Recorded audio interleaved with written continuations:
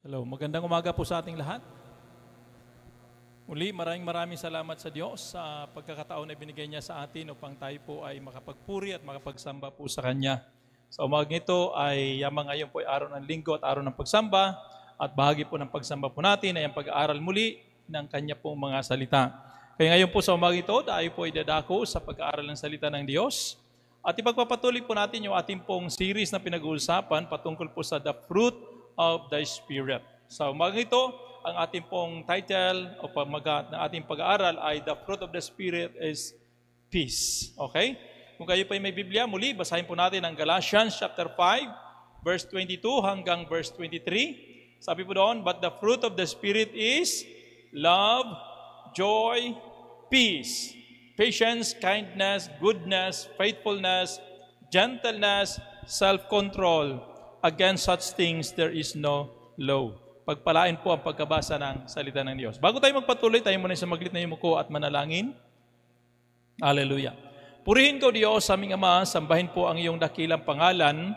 Luwalatiin po kayo, Panginoon, sa aming pong buhay at sa aming pong kalagitnaan. Sa umagang ito, kami po ay lumalapit, dumudulog sa inyo aming Ama, at kinikilala po namin, O Diyos, ang inyong kapangyarihan at kapamalaan sa aming pong mga buhay.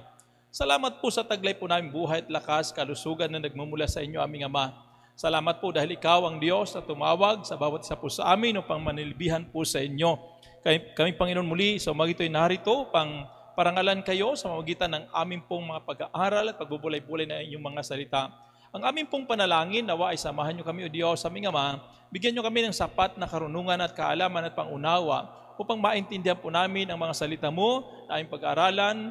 At ito, Panginoon Ama, ay maging daan upang kami po ay lalo pang umunlad, lumago sa aming pong pagkakilala ho sa inyo at makita sa aming Panginoon ang mga bunga ng banal na Espiritu bilang tanda na kami, Panginoon aming Ama, ay lumalago na po. Salamat po, pagpalain niyo po, Diyos, ang inyo po mga salita sa aming mga buhay at inaangking ko po, Panginoon aming Ama, ang katagumpayan ng aming pag-aaral na ito. Sa pangalan ni Jesus, pangaming sa dalangin, lahat ay magsabi ng Amen and Amen. Okay, purihin po ang ating pong Panginoon. Uli ay nasa pangatlong bunga na ho tayo sa ating pong pag-aaral na po. The fruit of the Spirit is love, joy, and peace. Okay? Nung pinag-usapan natin, ang una nating tinalakay ay patungkol po sa na fruit of the Spirit is love. Kaya nga kung ating pong titingnan ng mga salitang ito, yung love, sabi ito, seeks the highest good of others. Ano po? Yung ibibigay natin ang pinakamabuti para sa ating minamahal, lalo na una-una sa Diyos at maging po sa ating kapwa. Yung joy naman, ito yung gladness that is not based on circumstances. Ano po? Ito yung kasiyahan, kaligayahan na hindi nakabase doon sa mga nagaganap at nangyayari sa ating buhay. Kaya nga ang joy na ito, masaya ka pa rin kahit ikaw ay wala. Yan ho ang bunga ng Banal na Espiritu. At ngayon naman, ito po yung peace na ating pag-usapan na nakalagay po dito, contentment or unity between people. Okay? So, pag sinabi pong peace, ito po yung kapayapaan na meron ka, na kontento ka kahit sa panahon po ng mga problema at pagsubok sa buhay, mapayapa ka, at maging po sa ating kapwa, maging sa Diyos at sa ating kapwa, tayo po ay mapayapa. Ano pa? So ngayon sa ating pong pag-aaral ay doon muna tayo sa pangatlong bunga na ito patungkol po sa fruit of the Spirit is peace. Okay? Kung ating pong titinan mga kapatid, isa ho sa mga mabubuting bunga na ibinibigay ng Banal na Espiritu sa atin ay walang iba kundi iyong peace. Okay? Kaya nga the fruit of the Spirit is love, joy, peace. Kung ating titingnan na po, lahat ng ito, ng mga bunga ng Banal na Espiritu, yung siyam na yon, sabi nga, all enrich our lives. Ano po? Ito po ay nagbibigay ng kagandahan, nagpapalusog, nagpapaganda ng ating pong buhay, nagpapayaman sa ating pong buhay. So, kaya nga ho, kung ating pong titingnan mga kapatid, ang fruit ay napakaganda. Diba? Ang fruit ay napakaganda. Ito po ay nakapagbibigay ng magandang dulot sa ating pong buhay. Alam niyo po, kung ating pong babalikan, literally, yung fruit ano po, kung ating pong titinan, yun ho ang unang naging pagkain ho ng mga tao. Ano po? Yung fruits. Kaya nga ho, sa Garden of Eden pa lamang, ang tao noon, si Adan at saka si Eva, nung sila inilagay doon, sabi ng Panginoon, ang kanilang mga pagkain ay walang iba kundi yung mga bunga ng punong kahoy. Ano po? Sila ay pipitas na lamang ng bunga ng punong kahoy. Ano po? Kaya nga ho, kaya iyon ang pinapakain ng Diyos, ano po, sapagkat ito ay nakapagdudulot ng mabuting kalusugan sa tao. So how much more kung ito po yung fruit of the Spirit ang meron ho tayo. So ibig sabihin, ito rin po ay nagdudulot ng mabuting kabutihan ng ating spiritual life. Ano po? Why? Because God wants to do good things in us. Kaya ho siya nag-produce ng bunga ng Banal na Espiritu kasi gusto ng Diyos na tayo po ay nagumawa siya ng mabuting bagay sa bawat isa po sa atin. Di ba? Gusto ng Panginoon na maging malusog tayo. Gusto ng Panginoon na tayo po ay maging matured. Gusto ng Panginoon na tayo po ay maging pakinabang bilang Kristiyano. Kaya gusto niya gumawa ng mabuting bagay sa atin sa magitan po ng bunga ng Banal na Espiritu. Okay? So sa kabila ng lahat, mga kapatid, sa Biblia, katulad na ating pinag-aralan nung nakaraan, mayroon pong paglalaban pa rin po sa ating pong pagkatao. Bagamat naroon na ho yung Banal na Espiritu sa atin, naroon na yung bunga ng Banal na Espiritu, kaya lamang minsan, mayroon din pong paglalaban kasi naroon pa rin po yung ating lumang pagkatao na nagbubunga naman ng mga makalaman na pagnanasa. Ano po? Kaya naman, ang sinasabi natin na mayroon pong paglalaban sa ating pong pagkatao. Katulad ng mga pinag-aralan natin nung nakaraan. Yung works, kaya sabi ito, mayroon pong contrast between fruit and works. Yung works, sabi ito, come from fleshly desire. Ano po? Nagmumula ho ito doon sa mga makalaman po nating pagsusumikap, makalamang effort. Ano po? Doon ho nagsisimula ho yung mga works na binabanggit. Ano po? Kaya yung mga makalaman na ito ay hindi po maganda at hindi po ito maghatid sa atin tungo sa paglago. Bagkus ito ay magdudulot sa atin ng pagbagsak sa ating buhay Kristiyano. Pero yung fruit of the Spirit, sabi dito, it grows from life within. Ano po? Ang bunga, lagi ho nagmumula ho sa loob. Ano po? Ito po ay nagmamanifest sa labas. Di ba? Nakakita na kayo ng puno na nagbunga. Halimbawa, bunga ng saging. Di ba? Ang saging, ang bunga niyan ay nagsisimula sa loob. Yan, sa buto ba? Yan, sa puso. Yan, nagaling po sa loob yon, sa kalagitnaan nun. Ano po, galing po yun, tapos lumalabas po yon, tapos magiging puso, hanggang sa ito po ay magiging bunga. Yan. Kaya nga yung ibang ginagawa po nila, kung gusto nilang palabasin yung bunga sa kalagitnaan pa lang, pinupunit po nila yung gitna, papalabasin na nila yung puso. Yan, diba? Yung bunga. Minsan gano'n ang ginagawa para hindi na doon sa dulo lumabas yung puso ng saging. Ano po? Mga kapatid, ang sinasabi po natin, lahat ng prutas ay nanggagaling ho sa loob. So ganun din po ang fruit of the Holy Spirit. Take note ang fruit of the Holy Spirit, it always comes from within. Lagi po ito nanggagaling sa loob natin. Bakit? Kasi ang Holy Spirit ay nasa sa atin, nasa ating puso. Kaya kapag siya ay nag-produce ng fruit, ano po, nanggagaling din po sa loob. Okay? Kaya nga ho, yung lahat ng bunga na yan ay nanggagaling po sa ating kalooban po yan at ito ho ay dapat nagmamanifest sa ating panlabas na pagkatao. Okay? Kaya nga ho, hindi ito basta-basta na lamang makikita mo sa isang tao, oy, mabait na siya. Oy, magbuting tao siya. Ano po? Maliban na siya po ay nagbunga muna ng Banal na Espiritu sa kanyang pong buhay. Okay? So, once again, sabi niya, the Holy Spirit wants to bring peace to our life. Okay? Isa ho sa mga bunga ng Banal na Espiritu na gusto niyang iparating sa atin ay yung tinatawag nating kapayapaan. Kaya the fruit of the Spirit is peace. Sabihin po natin, peace. Yan, peace. Sa pari po yan, peace, peace, peace, peace. Peace be with you. Kaya meron ganun, di ba? Peace, okay? So ngayon, ang tanong natin, what kind of peace ang ating pong dapat maranasan o dapat meron ho tayo? Okay, meron pong iba't iba na pagpapahayag at pagpapahayag po ng kapayapaan na ito. Una, ang ating pong tatalakayin yung salitang peace with God. Okay? Yung peace with God, ano po, isa ho sa mga fruit, once again, isa sa mga fruit ng Banal na Espiritu ay walang iba kundi yung peace o kapayapaan. So yung kapayapaan na ito, unang-una na dapat natin maunawaan, ito yung peace with God. Okay? Pag-usapan po natin. Sabi nito, yung peace with God is the position that we have with Him. Okay? Ito yung kalalagayan natin sa harapan po ng Diyos. Yung peace with God. Kasi meron pong iba't ibang pagkabanggit ng peace eh. Ano po? Meron pong peace of God, peace with God, peace in God, peace with others. Ano po? Yun ang ating po matitingnan. Yung peace with God, ito yung position natin that we have with Him. Ano po? Ito yung kalalagayan natin sa Diyos. Na ibig sabihin, na kapag tayo po ay meron pong peace with God, ibig sabihin po noon ay hindi natin kaaway ang Diyos. Kasundo natin ang Diyos. Yan. Iyon ay isang napakalaking bagay para sa atin sa kadahilanan, sabi nga katulad ng binabanggit natin noong mga nakaraan na kapag hindi natin kasundo ang Diyos, kaaway natin ang Diyos. Kapag kasundo natin ang Panginoon, wala hong lalaban sa atin. Kapag kalaban natin ang Diyos, wala hong pwedeng kumampiho sa atin. Yun ang napakalungkot. Ano po? Kaya napaka-importante na dapat we are at peace with God. Ang Diyos dapat ay kaisa natin, kasundo natin, kaibigan natin, ano po? Hindi natin siya kaaway. Mga kapatid, sabi nga, we are not inherently at peace with God.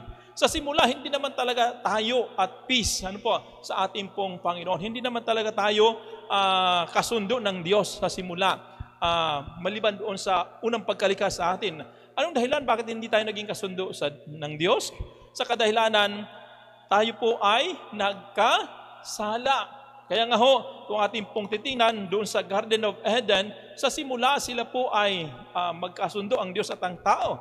Kaya nga kung ating babalikan yung aklat ng Genesis, every 3 o'clock in the afternoon, ano po, tuwing dapit hapon, ang Diyos ay pumupunta sa Garden of Eden, naglalakad siya para makipag-fellowship lang doon sa tao sapagkat ang tao at ang Diyos ay magkasama.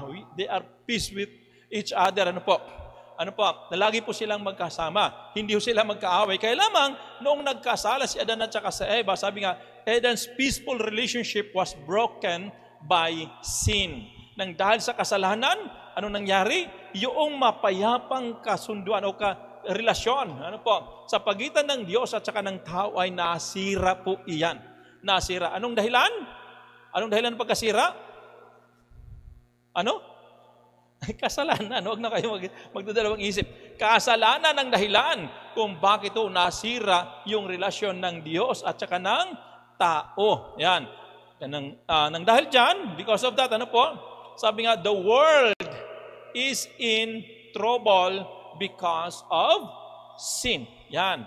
So, ang buong mundo, ano po, ay naapektuhan, ay nalagay sa alanganin, nalagay sa kaguluhan, ng dahil lamang ho sa kasalanan na ito. Sapagkat minana ng lahat ng tao ang kasalanan na nagdudulot ng kaguluhan sa buong mundo. Kaya nung si Jesus ay pumunta rito sa lupa, sinabi niya sa kanyang mga alagad. Basahin po natin ang John 16 verse 33. I have said these things to you. Sabi doon, that in me, ano sabi?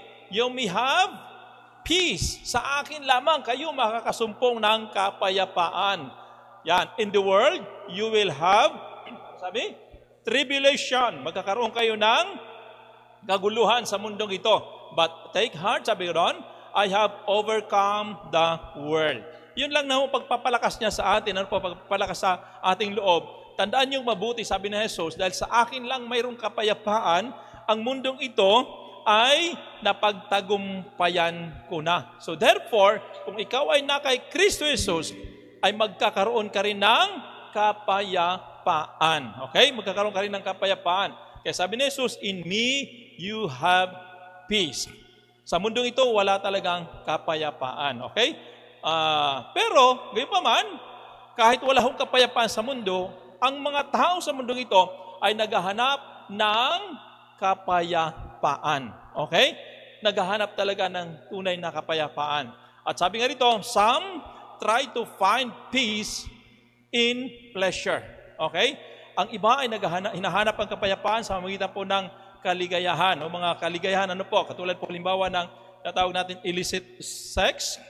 Ibig sabihin, ito yung pakipagtalik sa hindi asawa. Ano po? pero hindi naman nasa-satisfied. Yung iba ay hinahanap ang kapayapaan sa pamamagitan po sa mga parties, yung mga pagdalo sa mga parties.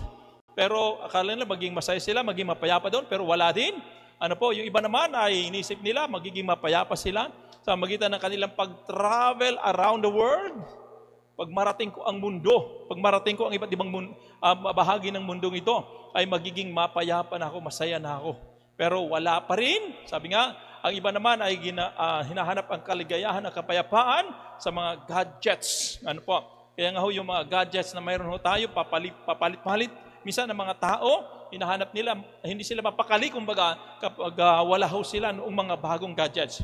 Pero mga kapatid, ay hindi pa rin po talaga nararanasan ng tunay na kapayapaan. Then sabi pa rito, some try to find peace in entertainment. Okay? Katulad po ng social media, tulad po ng concerts, humanism, materialism, Ibig sabihin po ng humanism, ito yung pagpapahalaga doon sa mga tao, nag-idolize doon sa mga tao, kala nila doon nila masusumpungan ang tunay na kaligayahan o kaya kapayapaan. Pag sinabing materialism, ikaw ay nagpapahalaga higit sa lahat doon sa mga bagay-bagay sa mundong ito. Doon hinahanap ng tao yung tunay, yung kapayapaan, pero hindi naman po masusumpungan doon. Then sabi pa ito, some try to find peace in substance.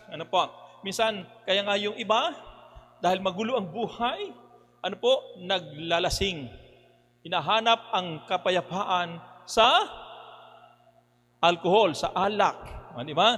Kaya, di ba, pagka magulo ang bahay, magulo sa tahanan, si tatay naglalasing. Kasi iniisip niya, kapag lasing siya, wala siya mararamdaman, hindi niya mararamdaman yung talak ng kanyang asawa. Di ba? Kaya naglalasing. Para maparanasan lang yung kapayapaan. Maranasan yung kapayapaan. Inahanap niya doon. Hindi niya alam na pagkatapos niya, pag nahimasmasan niya, pagkatapos niyang malasing, doon, doble ho ang gulo. Doble ho ang kaguluhan. Okay? So, ang iba naman, hinahanap ito sa pamamagitan po ng drugs. Sapagkat kapag nakadrugs daw ang isang tao, para siyang high na high. Wala hong makakapigil sa kanya. Kaya niyang ilagay ang kanyang sitwasyon sa buhay na parang nasa alapaap. Kaya kakanta siya ng, I believe I can fly. Yung iba, di ba? Talagang pupunta sa mataas na bundok o kaya sa mga building, tapos tatalon, I believe I can fly. Yan. Pero pag talon, patay.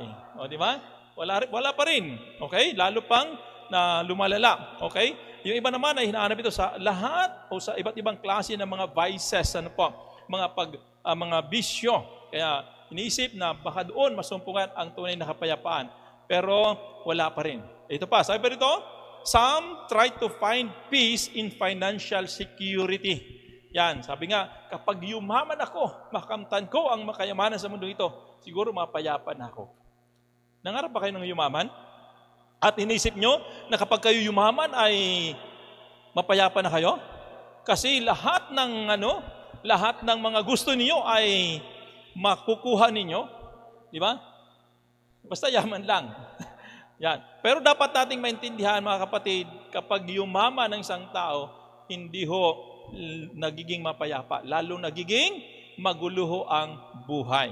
Di ba? Kaya nga, yung paalala nga ho ng Panginoon, huwag ninyong hangarin na kayo po ay yumaman sapagkat ang kayamanan, ang pagmamahal sa kayamanan, ito ho ay ugat ng lahat ng uri ng kasamaan.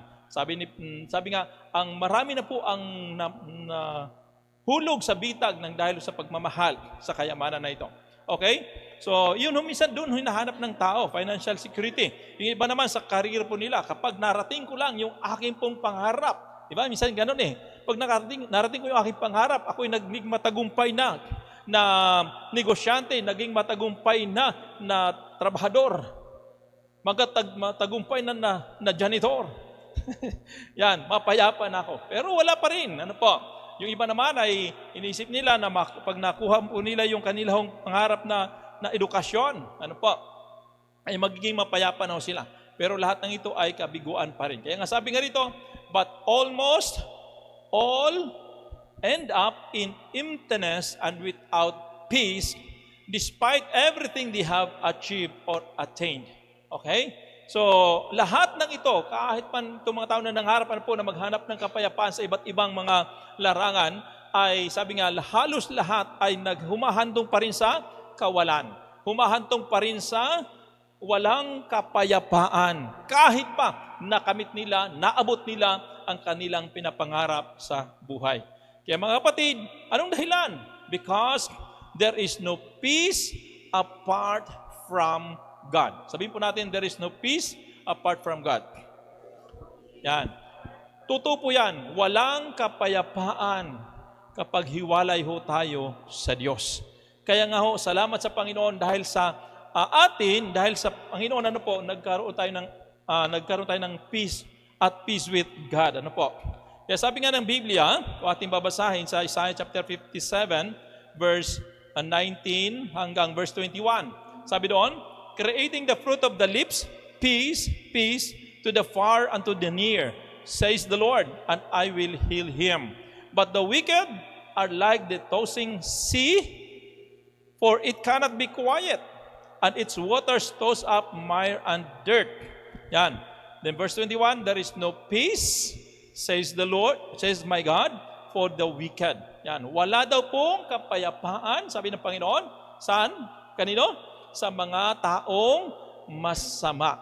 Sapagkat hindi sila mapapayapa. Katulad sila ng alon na hinihip ng hangin na talagang lagi magiging magulo. Ano pa? Ang buhay. Parang ganun ho ang buhay po ng isang taong masama. So therefore, there is no peace apart from God. Kaya nga ho, salamat sa Diyos sapagkat tayo po ay naging at peace with God. Ano po? At ang tunay na kapayapaan, masusumpungan lamang sa ating Diyos. Kaya ngayon, ito po ay isa sa mga dapat po nating taglayin sa ating pong buhay, yung naging at peace tayo sa Panginoon. Katulad po ng sinabi natin dati, ano po, na kapag wala sa atin ng Diyos, ay wala hong tunay na kapayapaan. Kaya nga ho, importante na tayo po ay kaisa, kasundo ng ating Diyos, ano po, upang tayo po ay manatiling mapayapa. Okay? Ito pong magandang nangyari sa atin sapagkat dahil kay Kristo Jesus ay tayo po'y nagkaroon ng kapayapaan. Sabi nga, Christ came, siya ang dahilan kung bakit tayo nagkaroon ng peace na ito. Nung siya po ay narito sa lupa, sabi doon, He died for sinners. Ano po? Nung tayo po'y mga makasalanan pa, namatay na siya para sa atin, para bigyan lang tayo ng kapayapaan, maging at peace tayo sa Diyos. Di ba? Maging kasundo natin ng ating Panginoon. Kaya kung ating babasahin yung Romans chapter 5, verse 6 hanggang verse 8, sabi doon, For while we were still weak, at the right time, Christ died for the ungodly. Okay? For one will scarcely die for a righteous person, though perhaps for a good person, one would dare even to die. But God shows His love for us in that while we were still sinners, Christ died for us. Yan. Sabi doon, mayroon bang tao na talagang handang mamatay para sa kanyang kapwa? Sa kanyang kaibigan? Wala hong maglalakas ng loob ng ganon. Pero bagamat mayroon iba na talagang pwedeng mag-alay ng buhay para sa kanyang kapwa, ano po, kung ito talaga ay talagang mahal niya, kung talagang mabuting tao ang kanyang pag-alayan ng buhay. Pero ang ating Panginoon, sabi nga, hindi niya hinintay na tayo po ay maging mabuting tao muna. Ano po, bagkus kahit noong tayo ay makasalanan pa, hindi kasundo ng Diyos. Ano po? Si Jesus, sabi doon, ay namatay sa krus ng Kalbaryo upang tayo po ay ilapit ho sa Diyos. Para tayo maging kasundo ng ating pong Panginoon. Kaya ito ang napakalaking bagay na ginawa ng Diyos para sa atin. Ano po? Na tayo po ay ginawang kasundo ng Diyos sa pamagitan ng ating Panginoong Heso Kristo.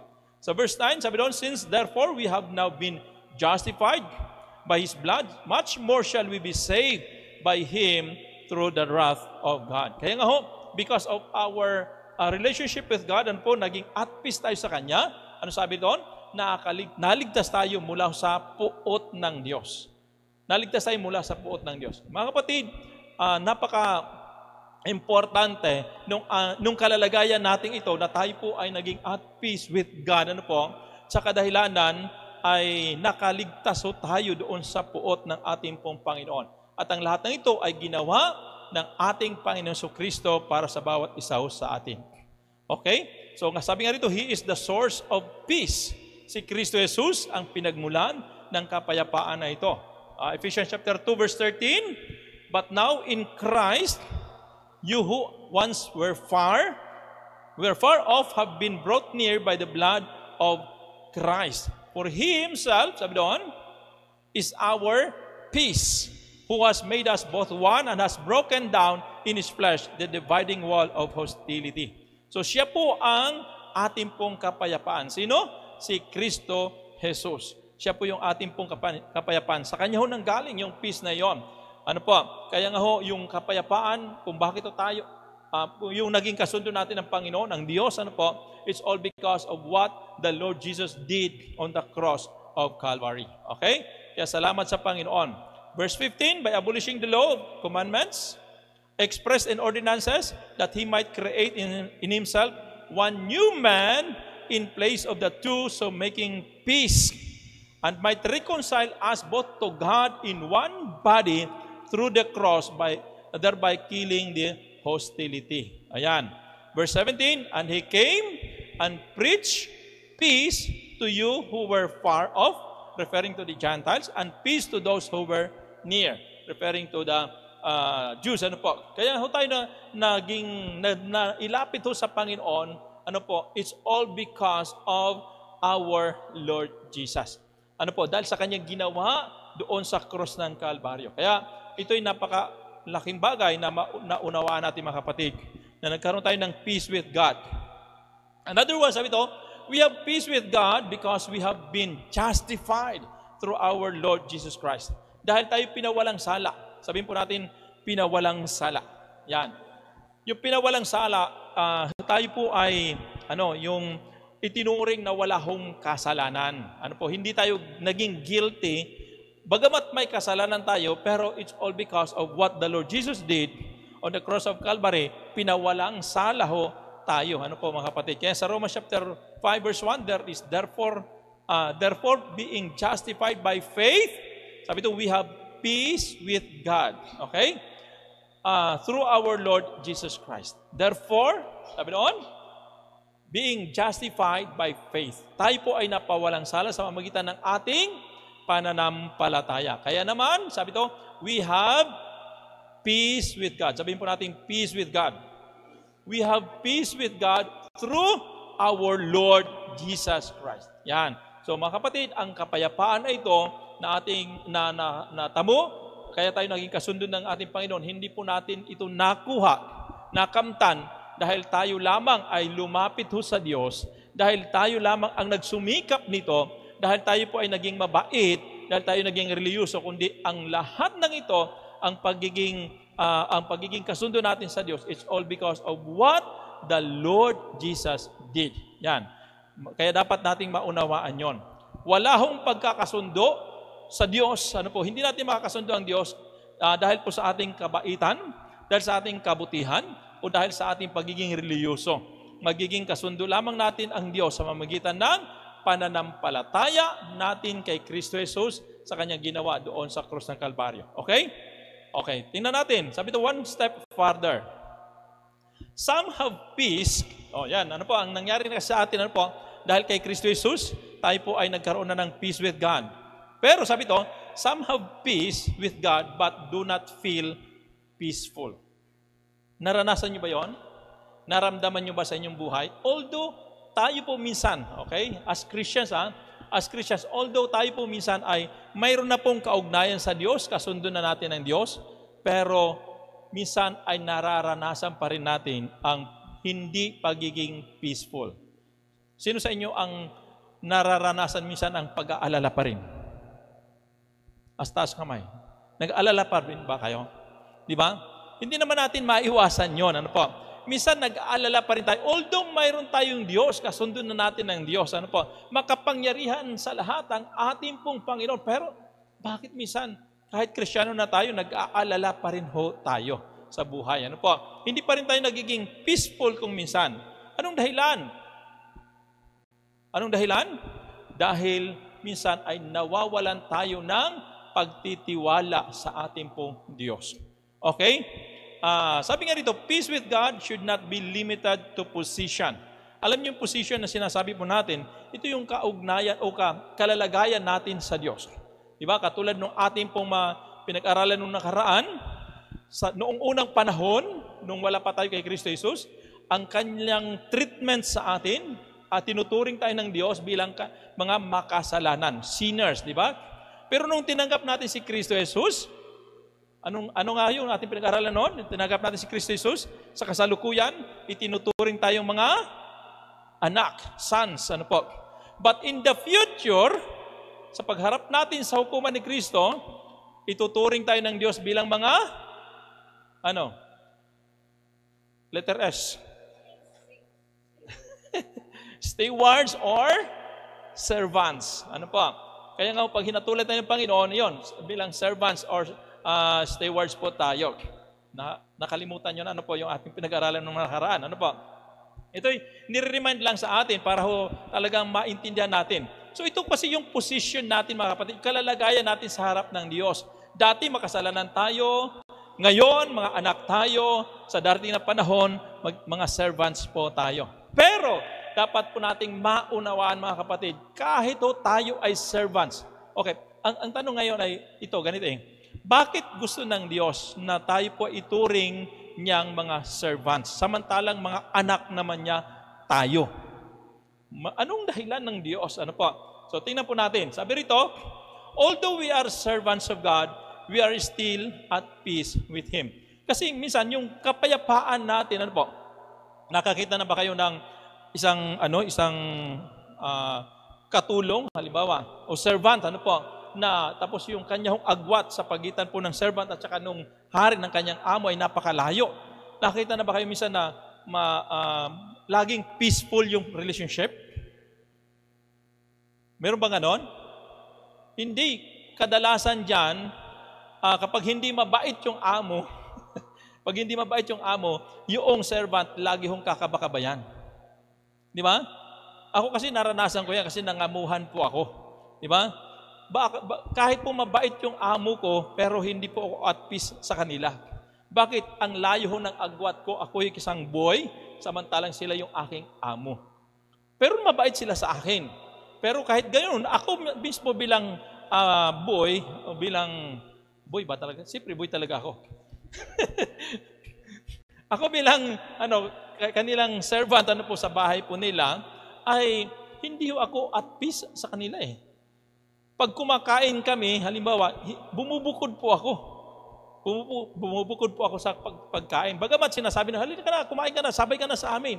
Yun laging sinasabi sa akin. Pero habang ako'y kumakain, hindi ako nabubusog. Nakasama sila. Kasi hindi nga ako at peace di ba? Kasi pag ako'y lang mag-isa kumakain, talagang tudo kain yon. Pero pag kasama ho sila, dahil nga nahihiya ka, kunti-kunti lang kain mo. Kaya talaga hindi ka talaga maging at peace pagka sa harap mo yung amo mo. Diba? So parang ganun ho ang ating pong kalalagayan ho sa harapan po ng Diyos. We are sons, at the same time we are servants. Pero bakit gusto ng Panginoon na maging servants po tayo? May reason po yon. Unang-una, katulad na pinag-aralan natin, noong mga nakaraan, pinag-aralan natin noong nakaraan na kaya ho gusto ng Panginoon maging servants tayo kasi nga gusto niya tayong gumawa, trumabaho para sa gantimpala. Yan ang isa sa dahilan. Pero yung pangalawa, ito po, sabi rito, as servants, God wants us to function as part of the body, but still sons and daughters of God in mind. Okay, naintindihan po natin yon. Sabi nga, dapat ang nasa isip pa rin natin, mga anak pa rin tayo ng Diyos. Pero bakit gusto niya maging servants tayo? Kasi gusto niya na tayo po ay mag-function. Mag-function sa katawan ho ni Kristo. Sa iglesia. Bakit? Kasi ganito yan, pag anak ka, anong ginagawa ng anak? Pwedeng tatamad-tamad yan eh. Yan, pwede senyorito, pwedeng tutulog-tulog, maghapon, anak eh. Di ba? Pwede niyang gawin yun. Pero pag servants ka, obligado kang magtrabaho. Di ba? Kaya yun ang gusto ng Panginoon sa atin, kung bakit gusto niya tayo maging servant. Habang tayo po ay nandito sa mundong ito, kasi gusto niya mag-function tayo as part of the body of Christ. Di ba? Bilang bahagi ng katawan ni Kristo. Kaya nga, kapag ang isang katawan ay hindi nagpa-function, anong tawag doon? Paralyzed. Di ba? Hindi nagpa-function eh. Hindi gumagana. Di ba? So, ang gusto ng Panginoon, kaya tayo ginagawang servants, para mag-function po tayo, trumabaho tayo, ayon po doon sa kinalalagyan po natin sa katawan ng ating pong Panginoon. So, pero at the same time, anak pa rin tayo ng ating pong Panginoon. Mga sons and daughters pa rin po tayo ng Diyos. Sa ating pong isipan. Okay? So, mga kapatid, napaka-importante na maunawaan natin ito. Huwag po tayong mawalan ng loob, kahit po tayo mga servants, sapagkat still, mga anak pa rin po tayo ng ating pong Panginoon. So, therefore, we have peace with God. Magkaroon pa rin tayo ng kapayapaan sa ating pong kaugnayan sa Panginoon. Kasi ito yung ating position before God. Yung we have peace with God. Okay? Kaya ang tanong natin, panghuli, sabi daw, peace with God should be our daily experience. Yan ba ang ating pong daily experience? Yung ba ang lagi natin naranasan? Meron tayong, at peace lagi tayo sa ating pong Panginoon? Sana ho, ganun. Na kung hindi tayo nag-aalinlangan, hindi tayo nagdadalawang isip, na lumapit sa Diyos kasi we are at peace with Him. Diba? Kasi nga, ang isang tao kapag siya po ay takot, kapag siya po ay nag-aalinlangan, kapag siya po ay walang kumpiyansa sa sarili, sa harapan po ng Panginoon, hindi niya mararanasan yung kapayapaan. Lagi siyang mag-aalala. Lagi siyang magiging takot. Pero salamat sa Panginoon, once again mga kapatid, we have peace with God. Mayroon tayong kapayapaan sa Diyos. Ibig sabihin, tayo po ay kasundo ng ating pong Panginoon. Okay? Number 2, sa ating pag-aaral, the peace of God. Anong klaseng peace? The peace of God. Okay? So yung peace of God, iba naman to. Iba naman ito na dapat po nating maunawaan. Ito po yon, sabi rito, babasa po natin sa Philippians chapter 4 verse 6, hanggang verse 7. Basahin po natin. Do not be anxious about anything, but in everything by prayer and supplication, with thanksgiving, let your requests be made known to God. And the peace of God, which surpasses all understanding, will guard your hearts and your minds in Christ Jesus. So itong mga verse na ito, mga kapatid, ay napaka-importante ito para sa atin. At halos karamihan po sa atin po ay memorize po ito. Sino nakaka-memorize ng talatang ito? Isa lang? Yan, memorize dapat natin ito. Huwag natin ito, kasi itong mga verses na ito ay napaka-importante po sa atin kasi ito yung magdudulot po ng kapayapaan sa atin kapag tayo po ay dumarating doon sa panahon ng pangangailangan, kapag tayo po sa pamagitan po ng panalangin. Okay? Itong peace of God na ito, sabi ito, it is His character that He puts in us. Okay? Ito yung katangian ng Diyos na Kanyang inilagay sa ating pong buhay. Kanina, ito yung ating position. Pero ngayon, ito yung character niya na inilagay niya sa atin. Yung kapayapaan ng Diyos. Mga kapatid, mayroon tayong sariling kapayapaan. Take note ha, ang ating sariling kapayapaan ay yung mapayapa tayo kapag walang kaguluhan, walang problema. Katulad ngayon, mapayapa ho tayong lahat eh. Pero ang kapayapaan ng Diyos na inilalagay niya sa atin, ito yung kapayapaan kahit na sa gitna ng kaguluhan, sa gitna ng problema. Yan, mapayapa pa rin po tayo. Madali ba mangyari yon? Minsan mahirap mangyari. Mahirap kapag hindi ka talaga at peace with God, hindi ka nagtitiwala sa kapayapaan ng Diyos. Mahirap mangyari yon. Kapag tayo po ay nalagay sa alanganin, nalagay sa mahirap na sitwasyon, minsan napakahirap na maramdaman yung peace of God na ito. Pero kapag naramdaman mo naman, ay talagang magiging payapa ka kahit nasa gitna ho ng kaguluhan. Kaya nga, ang klase ng peace na ito, sabi nga, this is the peace in all circumstances. Yan, ano sabi ng Bible? Okay? Bago yun, sabi nga, when things are not going well, mapayapa ka pa rin. Okay? Ganitong klaseng kapayapaan ang mayroon ho ang Diyos na nilalagay sa atin. Ano po? Na kahit anuman ang mga nangyayari sa ating buhay, mapayapa pa rin po tayo. Okay? Ano pa? When anxiety would otherwise replace peace. Yan. Kapag ang mga pag-aalala ay pumapalit doon sa kapayapaan na meron ho tayo. Yan, doon ho nararanasan yung kaguluhan ng buhay. Pero kapag mayroon tayong peace of God, kahit po mayroon po mga anxiety na yan, alam niyo ibig sabihin ng anxiety? Anxiety. Anxiety. Parang si Inday eh. Inday, kumusta? Kumusta ang gala? Anxiety. Anxiety. Ay, yun pala yun?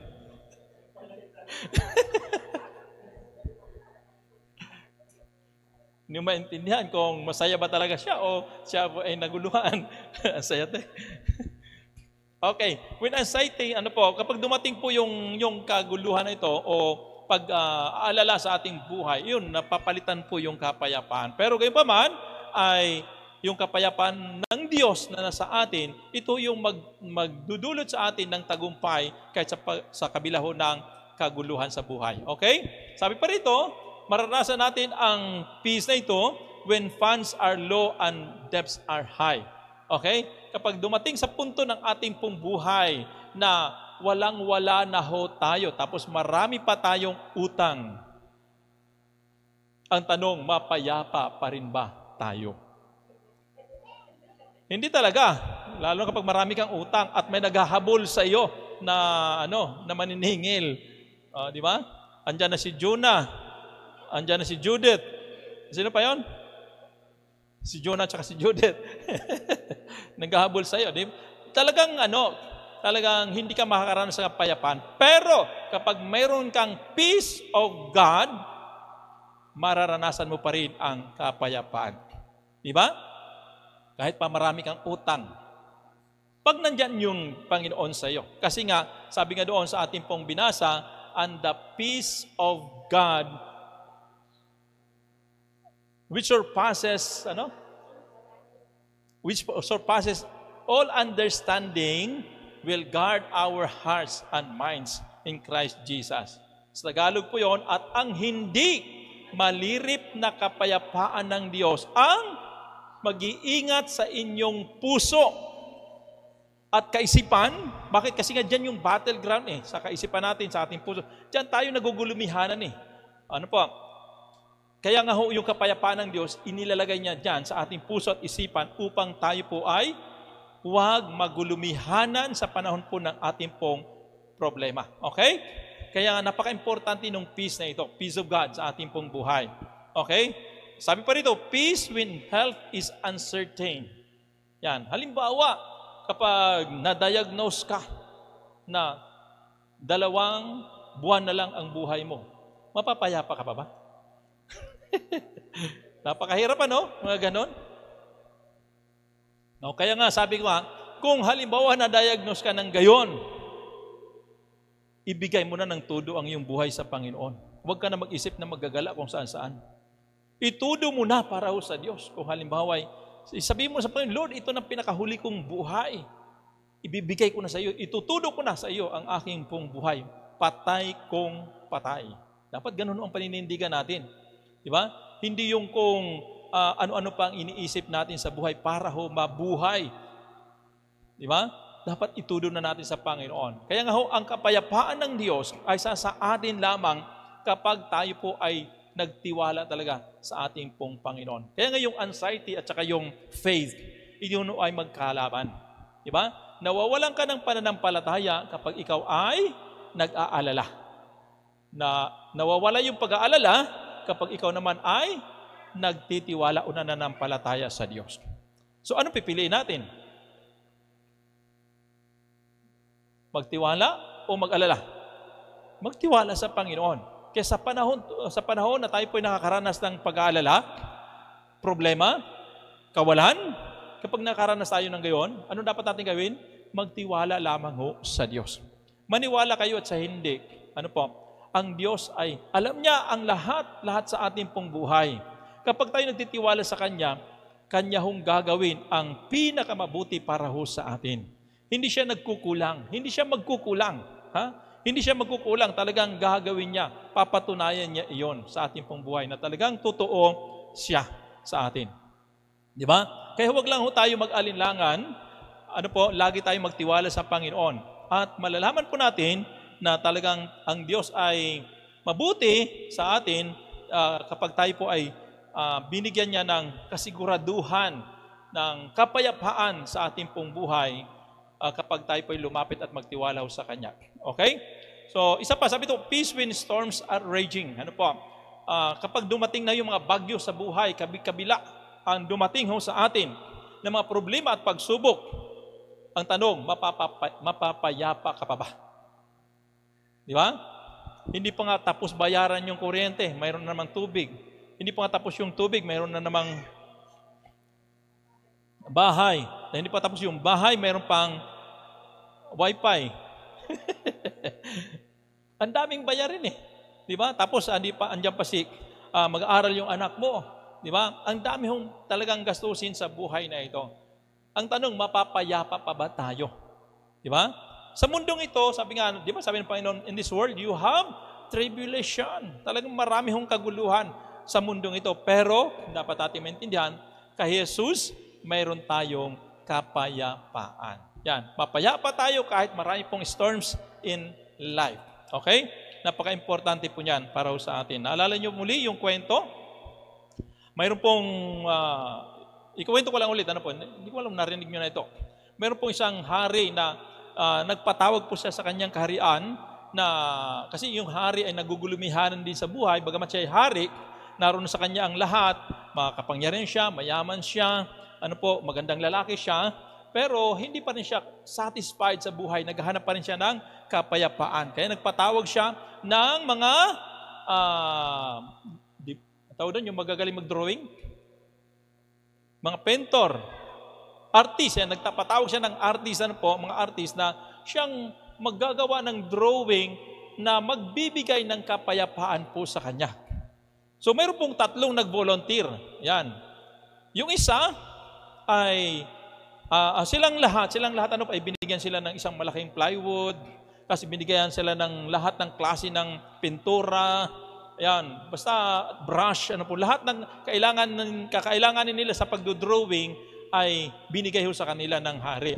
So anong nangyari? Yung isa ay nagdrawing ho siya ng isang bangka na mayroon pong isang nakalagay ho doon, babae at lalaki, at yung bangka ay nandoon sa kalagitnaan ng dagat. Tapos gabi ang settings, gabi, tapos mayroon pong buwan. Tapos kalmadong-kalmado ho yung dagat. At yun ipinakita niya sa hari, ganito yan, mahal na hari. Kapag ikaw ay nasa kalagitnaan ng dagat na iyan, at tahimik ang lahat, mapapayapa ka. Yun ang explanation niya doon sa hari. So nung tinanggap ng hari, pinabulay-bulayan niya, sabi niya, alam nga naman dito ako sa gitna ng dagat titira. Paano pag uwi ko sa palasyo, mapayapa pa rin ba ako? Ayan, di ba? So hindi po niya accept yon. Tapos yung pangalawa naman, nag-drawing din po siya. Ang drawing naman niya, nasa tabi ng dalampasigan. Nakaupo din po isang babae, isang lalaki. Nakaupo doon sa tabi ng dagat. At humahampas-hampas ng lumanay po yung alon. Tapos madaling araw po yung settings. At sabi po niya, mahal na hari, kapag ikaw ay nasa ganitong sitwasyon, mapapayapa ka. Ayan. So anong nangyari? Sabi ng mahal na hari, paano na lang pag ako'y umuwi na sa palasyo? Yan. Habang nandito mapayapa, pero pag uwi ko, mapapayapa pa rin ba ako? Yan. So, hindi pa rin po acceptable sa kanya. Yung isa, ay ang ginawa niya, sa malaking plywood na gano'n, ang ginawa, kinuha niya yung lahat ng pintura, pinagtatapon niya pinagtatapon niya doon sa plywood na yon. At pagkatapos, nag-drawing siya ng isang bamboo, yung kawayan na napakahaba ng gano'n. At doon sa dulo ng bamboo ay nilagyan niya ng isang ibon. Tapos yung ibon ay kumakanta. Ayon, umaawit-awit pa yung ibon.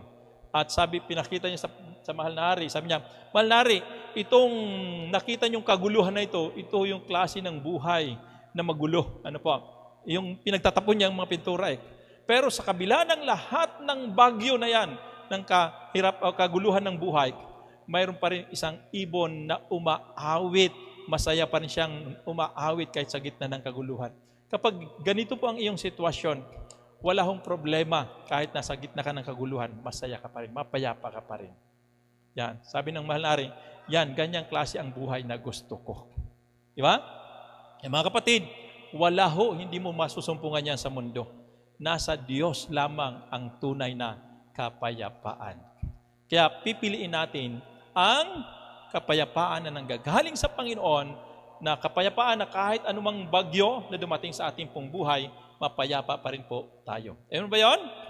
So, anong klaseng formula ng kapayapaan meron ito? Sabi, God's formula for this kind of peace, una, prayer. Kapag dumating ang kaguluhan sa ating buhay, ano dapat natin gawin para maging mapayapa? Manalangin. Bakit? Kasi nga, ang Banal na Espiritu ang siyang mag-uudyok sa atin para tayo po ay manalangin. Ano po? Kaya the fruit of the Spirit is peace. Kung gusto mo magkaroon ng kapayapaan, pray, sabi ng Holy Spirit, manalangin ka. Manalangin ka. Kaya nga sabi doon sa Ephesians chapter, Philippians chapter 4, ano sabi doon? 4 verse 6 and 7. Yan, do not be anxious. Huwag kayong mag-alala sa anumang bagay. Pagkus sa lahat ng bagay ay idulog ninyo sa Diyos mamagitan ng panalangin na may pasasalamat ang lahat ng inyong kailangan at ang hindi malirip na kapayapaan ng Diyos ang siyang mag-iingat sa inyong puso at isip sa pamamagitan ni Kristo Jesus. Ayan, ganoon na lang. Ano po? Yan. Philippians chapter 4 verse 6 hanggang verse 7. I-memorize po natin iyon. Ano po? Mga kapatid, sabi doon, ang kapayapaan, hindi malirip na kapayapaan ng Diyos ang sa atin. So sa panahon po ng problema, pagsubok sa buhay, kaguluhan ng buhay, isa sa dapat natin gawin, manalangin. Sabihin po natin, manalangin. Yan, manalangin po tayo. Yan isa sa gusto ng Panginoon sa atin. Ang Banal na Espiritu ang siyang magtuturo sa atin. Pangalawa, thanksgiving. Okay? Sabi ito, the Holy Spirit produces thanksgiving. One of the formula din po na kailangan po mayroon tayo sa panahon po ng problema at pagsubok sa buhay, yung matuto tayo maging mapasalamatin. Di ba? Kaya nga sabi doon sa, yung 1 Thessalonians chapter 5, verse 18. O, yan. Alam niyo yon? Yan. Magpasalamat kayong lagi sa lahat ng pagkakataon, sapagkat ito ang ibig ng Diyos para sa inyo sa pamamagitan ni Kristo Jesus. Diba? Give thanks in all circumstances, for this is the will of God for you in Christ Jesus. Ayon. So mga kapatid, lagi tayong maging mapasalamatin sa lahat ng pagkakataon, sa anumang sitwasyon, magpasalamat tayo sa Panginoon. Maliit o malaki ang blessing, magpasalamat sa Panginoon. May buhay o walang buhay, magpasalamat sa Panginoon. Diba? Anumang sitwasyon ng buhay, may sakit o walang sakit, magpasalamat sa Panginoon. Maging mapasalamatin po tayo. Bakit? Kasi ang Holy Spirit, siya po ang nagbibigay sa atin ng totoong puso ng pagpapasalamat ho sa Diyos. Magpasalamat sa lahat ng sitwasyon. Kahit ba mahirap ng sitwasyon? Oo, pasalamat pa rin ho sa Diyos. Kahit ba may problema? Oo, magpasalamat pa rin sa Panginoon. Di ba? Naalala ko kailan ba kami? Nung linggo? Nung linggo nung kami po ay umuwi. Nung linggo ba tayo umuwi? Nung umuwi ho kami, yung aking asawa ay nadulas. Nung nadulas Talagang, kasi nga yung kanyang inapakan ay marami ng lumot dahil nga may tubig-tubig. Nadulas siya doon.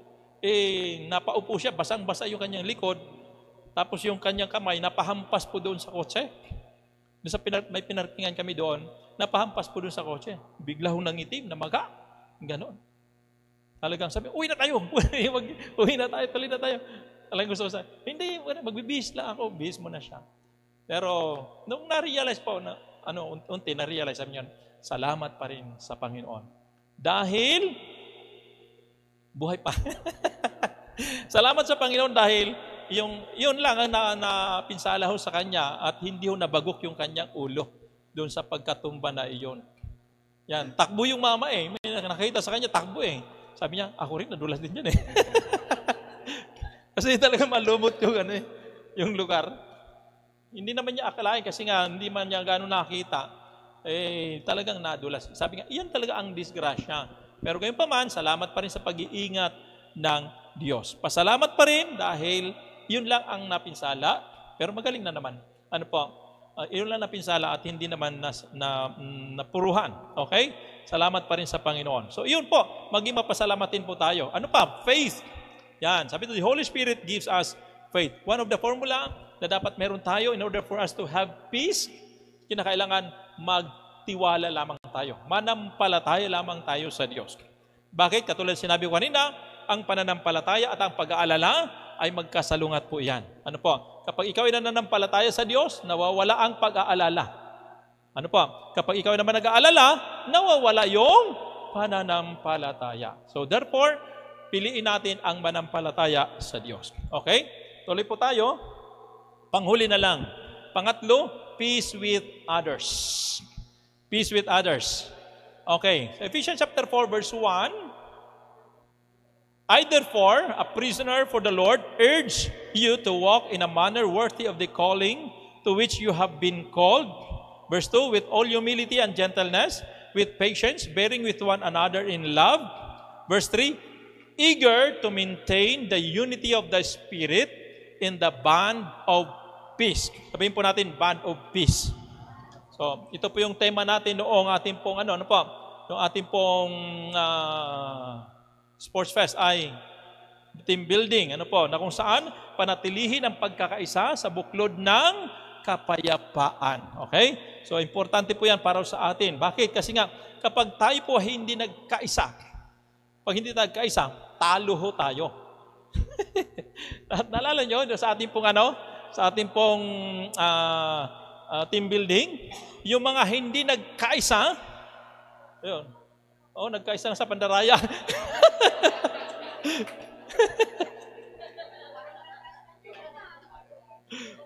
Yung hindi talaga nagkaisa nga pero hindi talaga lubusan nagkaisa. Yung iba kasi wala ho doon sa focus, kaya naman ay hindi talaga magawa yung tama.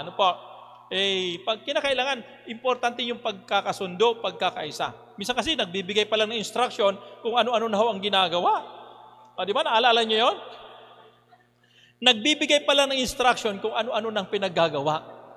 Di ba? Ang unang-unang focus, makinig sa sinasabi. Hindi, nag-practice na kaagad eh. Di ba? Hindi mo na nakinig, practice na kaagad. Anong nangyari? Hindi ho makuha ng maayos. Kaya napakaganda ho nung ating pong team building na yon at nakakatuwa dahil kahit talo, masaya pa rin naman. Okay? So, importante yung buklod ng pagkakaisa. Kasi nga, dyan ho nararanasan ang kapayapaan. Okay? Peace with others. Peace with others. Kaya sabi roon, the Holy Spirit breaks down barriers between believers. Okay? Kasi kung pag hindi tayo nagkakaisa, magulo talaga tayo. Di ba? Pero sa buhay Kristiyano, hindi nais ng Diyos na tayo po ay magkaroon ng barriers o pagitan sa isa't isa. Bagkus, lagi tayong magkaroon ng pagkakaisa upang maranasan ang buklod ng kapayapaan. Take note buklod ng kapayapaan. So, yung peace na ito, ng Panginoon, na mayroon tayo, yung fruit of the Holy Spirit, ito yung aalis ng mga hadlang sa buhay ng bawat isa po sa atin. Kaya kapag tayo po ay mayroong fruit of the Holy Spirit, doon lamang ho tayo talagang magkakaisa. Di ba? Kaya halimbawa sa katawan ho ni Kristo, hindi po pwede magkanya-kanya ho tayong trabaho na hindi tayo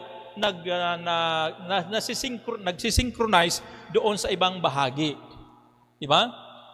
Dapat maunawaan natin yung mga kapatid. Kasi kapag nagkanya-kanya tayo na hindi tayo nakasuporta doon sa ibang bahagi, ay magkakaroon ho ng problema.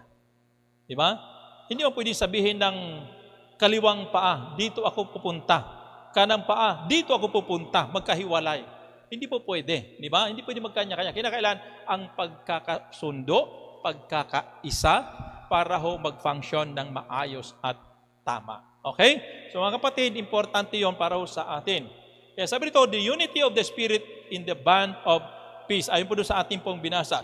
This is always the characteristic of revival. Kaya kung gusto natin talaga magkaroon ng kasiglahan sa ating buhay Kristiyano, kinakailangan mapanatili po natin yung buklod ng pagkakaisa. Buklod ng kapayapaan, ano po dulot ng pagkakaisa. Okay?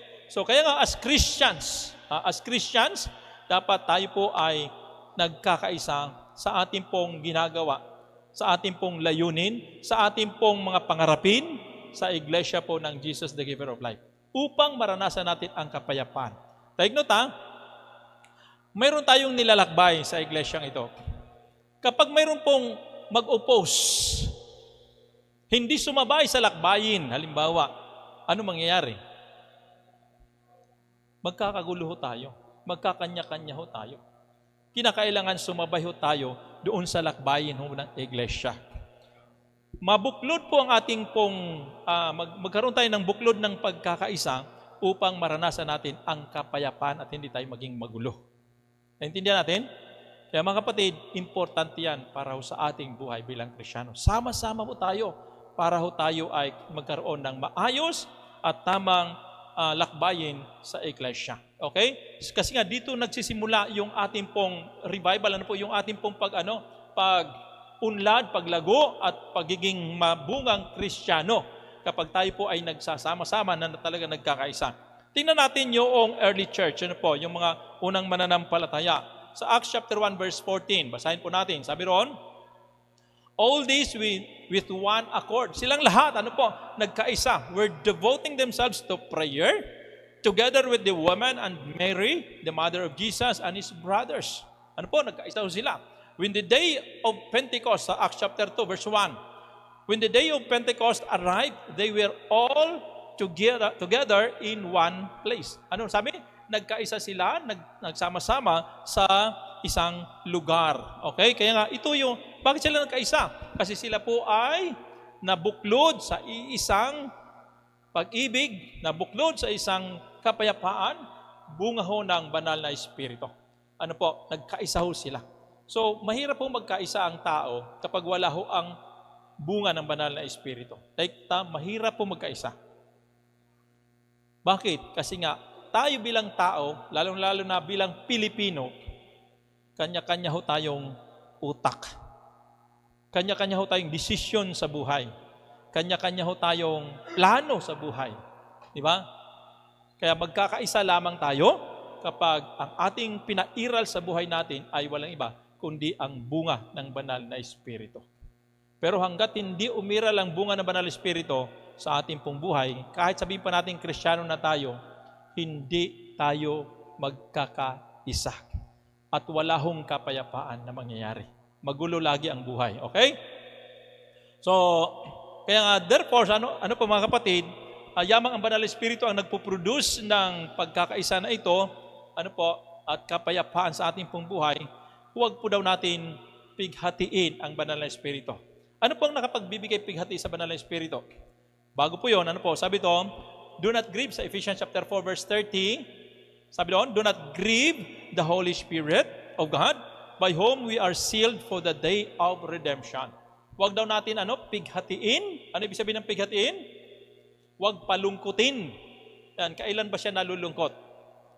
Yan.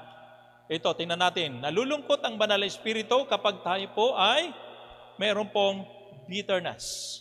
Ano ibig sabihin ng bitterness? Ang palaya, mapait. Kapag mayroon pong kapaitan. Ano bang ibang magandang Tagalog doon? Mas mababaw na. Pag mayroon po tayong sama ng loob, pait na damdamin, sa ating pong kapwa, doon ho nalulungkot ang banal na Espiritu. Kaya dapat ang papairalin natin pagmamahal, sa ating pong kapwa. Okay, ano pa? Anger. Nasubukan nyo na bang magalit? Magalit sa inyong kapatid? Di ba? Oo naman talaga, natural. Masama ba magalit? Hindi. Hindi masama ang magalit. Kaya lamang, ang sabi ng Biblia, huwag lang magkakasala kapag tayo po ay magagalit. Di ba? Kaya kapag nagagalit ka at nagkakasala ka na, yun ang masama doon. Di ba? Kasi yung kasalanan, yun ang masama. Kaya ang tanong, paano ba magalit na hindi nagkakasala? Yung nakangiti ka ba? Say, patyon takaron.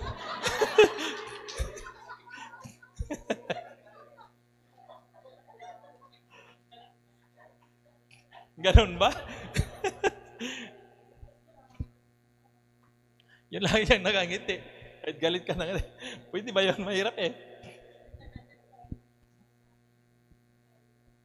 Yung anger, mga kapatid, yun ang nagdudulot sa atin ng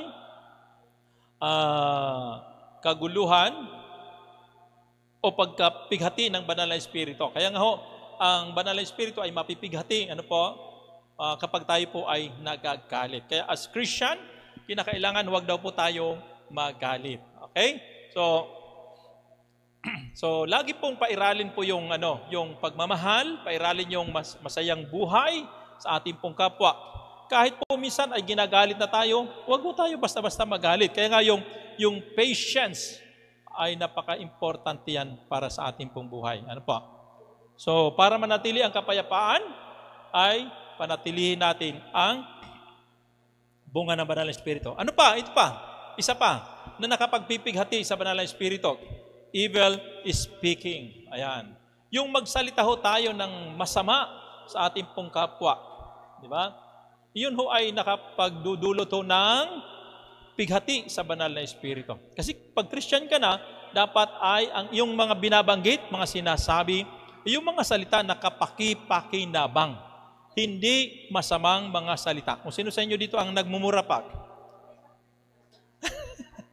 O sino sa inyo dito ang nagsasalita ng masama sa iyong kapwa?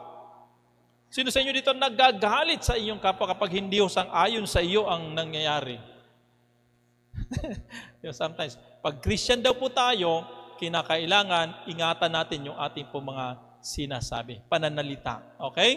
So yun lang, mga kapatid, although pwede pang palawakin natin yon, pero maubusan natin ng oras. Mga kapatid, kapag tayo po ay nagkaroon ng pagtitiwala sa banal na Espiritu, tandaan nating mabuti, although hindi naman tayo perfecto, mayroon talagang times na tayo po ay nagkakaroon ng hidwaan o pagitan o barrier sa ating pong kapwa. Di ba? Lalo na kapag tayo po ay inutangan. Joke lang. Nagkakaroon tayo minsan ng barrier. Di ba? Pero sabi nga, the Holy Spirit can mend our relationship. Yan, ang banal na Espiritu, siya po yung mag-aayos ng ating pong relasyon. Di ba? Kapag tayo po ay nagkakaroon ng barrier o pagitan sa ating pong kapatid, mananampalataya. Katulad sinabi ko, hindi naman tayo perfect. Di ba? May mga pagkakataon, bagamat minsan close kayo, tapos dumarating ang panahon, minsan ay hindi na kayo close. Di ba? Closer na lang. Lumalayo konti ang loob. Pero gayon pa man mga kapatid, gusto ng Panginoon na tayo talaga ay magkaroon ng good relationship sa bawat isa. Ipagkatiwala lang natin sa banal na Espiritu sapagkat ang banal na Espiritu ang siyang mag-ayos po ng ating pong mga relasyon. We need to be humble at all times to restore relationships. Diba? Importante yan. Yung katangian ng banal na Espiritu, katangian natin na talagang matuto tayong magpakumbaba lagi. Ano po? One of the fruit of the Spirit din po yan. Ano po? Yung humility or gentleness. Ano po? Makikita po natin sa ating mga pag-aaral sa mga susunod. Kinakailan taglayin natin ito para humaayos lagi ang ating pong relasyon sa isa't isa. Okay? Sa ating pagtatapos. Okay, sabi ito, quench not the Spirit. Ano ibig sabihin ng quench? Okay. Yamang quench not, huwag daw pong patayin ang ningas ng Espiritu. Yan. Huwag patayin ang ningas ng Espiritu. Yan. Stop resisting the Holy Spirit and be sensitive to His voice. Yan. Para huwag mo kasi ang banal na Espiritu, ano po, siya po yung nagbibigay ng sigla. Siya yung nagbibigay ng sigla sa ating buhay Kristiyano. Kaya nga ho, dyan nagsisimula yung revival ng ating buhay Kristiyano, ano po, nang dahil po sa Holy Spirit na sumasa atin. So, dahil dyan, ay, sabi nga, huwag daw po natin patayin yung ningas ng banal na Espiritu sa ating buhay. Yung alab na binibigay ng banal na Espiritu, huwag po natin patayin. Sa anong paraan? Sa paraan na huwag po natin siyang laging sasansalain o susuwayin. Ano po? Stop resisting the Holy Spirit. Okay? At maging sensitive daw tayo sa voice ng banal na Espiritu. Ano po yung, hindi nyo ba alam? Okay? Na ang Holy Spirit ay nangungusap sa atin. Alam niyo ba yon? Ang banal na Espiritu ang siyang laging nangungusap sa atin. Bakit? Siya yung nasa sa ating puso. Kaya makinig kayo mabuti, mga kapatid. Makinig kayo mabuti. Ang pangungusap ng Diyos ay laging nanggagaling sa loob. Hindi galing sa labas. Kaya pag may narinig kayo galing sa labas, hindi ho Diyos yon. Halimbawa, tinawag kayo, sinabing, Pedro, ay huwag ko kayong makinig. Hindi po galing sa Diyos yan. Kinakailangan ang panawagan galing ho sa loob. Bakit? Sino pong galing sa labas? Ang galing sa labas ay tinig ho ng dyablo, tinig ng mundo, tinig ng sarili mo. Pero ang banal na Espiritu, dahil siya nasa loob, yung tinig niya ay mapapakinggan natin sa loob manggagaling. Okay, kaya nga sabi to, we need to be sensitive to His voice.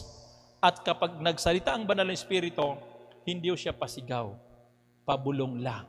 Kasi He is a gentle spirit. Ano po? Pabulong lang ho siya. Kaya ho natin narinig kasi andito na nga ho siya eh. Nasa sa ating loob na nga siya, kaya naririnig natin siya. Kaya nga maging sensitive tayo na makinig sa kanyang panawagan o sa kanyang mga salita, sa kanyang sinasabi sa atin upang iyan ang ating pong masundan sa ating pong buhay bilang Kristiyano.